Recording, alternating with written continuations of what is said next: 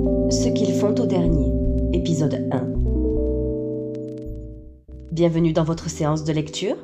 À vous de choisir votre style préféré, avec ou sans leçon.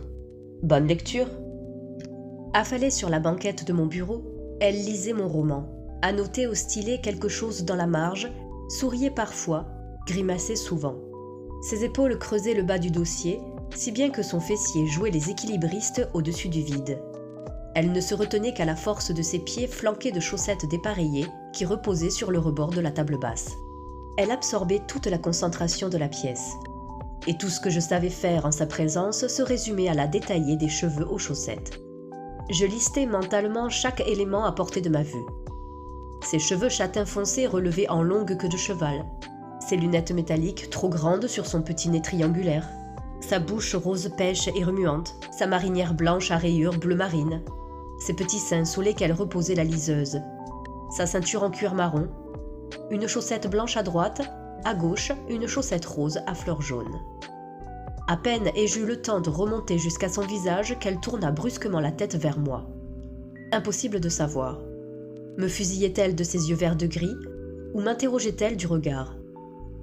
Une larme, seule, coulait le long de sa joue. J'y vis un océan.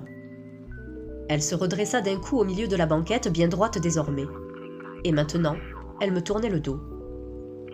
D'une main pressée, elle essuya sa joue tout en replongeant son nez dans la liseuse. Tout s'était joué en moins de 3 secondes. J'ai pourtant la sensation d'avoir frôlé un fragment d'éternité quand nos regards se sont croisés. Un peu comme si tous mes organes s'étaient soudainement cristallisés. Une sensation de brusque éclatement mélangée à un foudroyant rassemblement de chacune de mes cellules. Douloureusement séduisante. Elle soupira, discrète et sombre. C'est ce qui ramena dans la pièce mon esprit divagant. J'osai machinalement un simple « Est-ce que ça va ?» Elle hocha la tête. Puis, ayant réfléchi à sa réponse, elle me dit oui doucement, sans se retourner. Nous passâmes le reste de la matinée à travailler, tels les 2 étrangers que nous étions encore.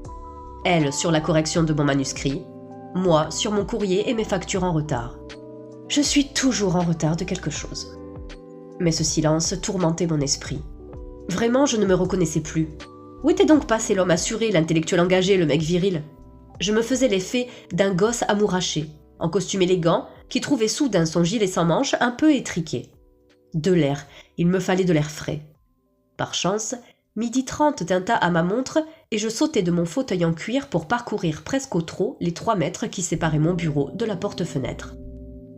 Au-delà, la terrasse en terre cuite accueillait une table en fer blanc dressée à notre intention.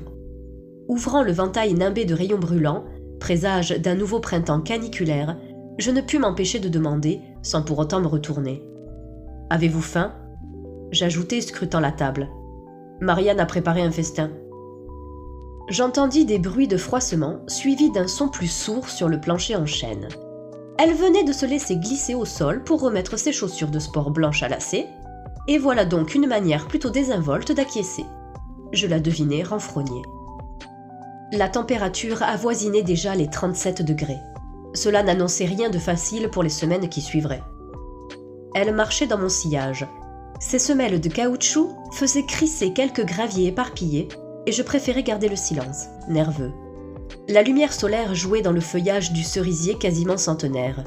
J'appréciais l'ombre large de ses branches épaisses sous lesquelles la table de fer blanc nous attendait, recouverte d'une nappe de lin brut et de plats rafraîchissants. Marianne s'était surpassée une fois de plus. J'attendis qu'elle me rejoigne à la table pour prendre une chaise. Elle choisit de siéger à mon opposé, visage éteint et regard vague. Désormais assis face à face, des pastilles de soleil sur le visage et les mains, nous avions l'air bien mal assortis. La situation me semblait dramatique. Mon malaise collé sur la figure, je guettais une réaction. Lorsqu'elle leva enfin ses yeux garrigues de son assiette vide, un de ses sourcils tressauta. Le même sentiment d'ensorcellement frappa ma poitrine, et je regrettais d'avoir gardé mon gilet. Dans un effort, je balbutiai. « Par quel plat aimeriez-vous commencer ?» Du menton, elle montra le saladier de pastèques et de dattes. « Toujours pas un mot, me dis-je. »« Paula, poursuivis-je dans un effort. Me direz-vous ce qui vous met dans cet état ? J'étais penaud sans comprendre ma faute. « Je... » commença-t-elle dans un souffle. En signe d'encouragement, je me redressai et posai mes coudes sur la table, les mains jointes près du visage. Son regard se faisait moins sauvage, en même temps que je retrouvais une moindre assurance. Faire le premier pas portait ses fruits. Tout en faisant pivoter son corps vers le reste du jardin, elle reprit. « Je n'aime pas votre manière de décrire les derniers humains. » Cette fois, ce fut la surprise qui repeignit mon visage. J'essayai de n'en rien montrer. Enfin, c'était comme vouloir cacher un éléphant sous un drap.